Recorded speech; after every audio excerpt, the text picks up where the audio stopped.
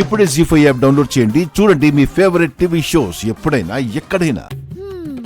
ఏ ఇంటికైనా కోడలొస్తే ఆ అత్తగారు ఏం చేస్తారు? ఆ ఇంటి తాళాలు బాధ్యతలు అన్నీ అప్పజెప్తారు. అవునా? మీ పిన్ని నన్ను పైకి ఏదో కోడల్ని అని మాట వరుసకు అంటుంది, కానీ మనస్ఫూర్తిగా అనుంటే ఈ పాటికి నాకు ఈ ఇంటి తాళాలు బాధ్యతలు అప్పచెప్పేది. ఆవిడికి నేను ఈ ఇంటి కోడలవ్వటం అస్సలు ఇష్టం లేదు. ఏ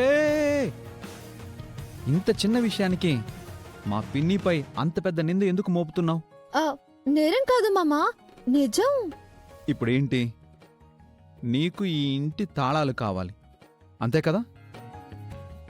అప్పుడేగా నేను ఈ ఇంటి కోడలయ్యేది. నేను పిన్నిని అడిగితే వెంటనే తాళాలు ఇచ్చేస్తుంది. ఇప్పుడే వెళ్ళి తాళాలు తీసుకొచ్చి నీకిచ్చేస్తాను.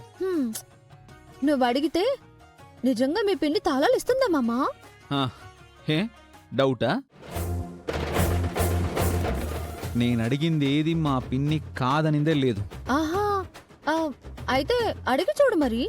చూస్తూ ఉండు, తాళాలతో తిరిగొస్తాను.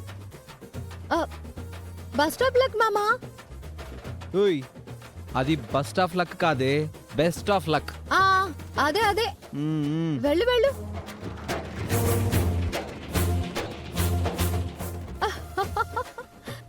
ఇప్పుడు మహాలక్ష్మి అత్తయ్య ముఖ చిత్రం ఎలా ఉంటుందో. ఏంటి మహాను చెప్పేది? సీతకు ఇంటి బాధ్యతలు అప్పగించాలనుకుంటున్నావా?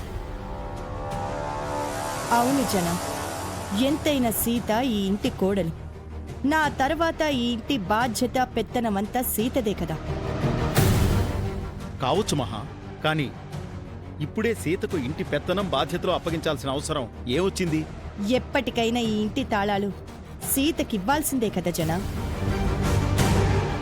తాళాలు కావాలని సీత నిన్నడిగిందా? ఈరోజు అడక్కపోవచ్చు, రేపు అడగదన్న గ్యారెంటీ ఏముంది?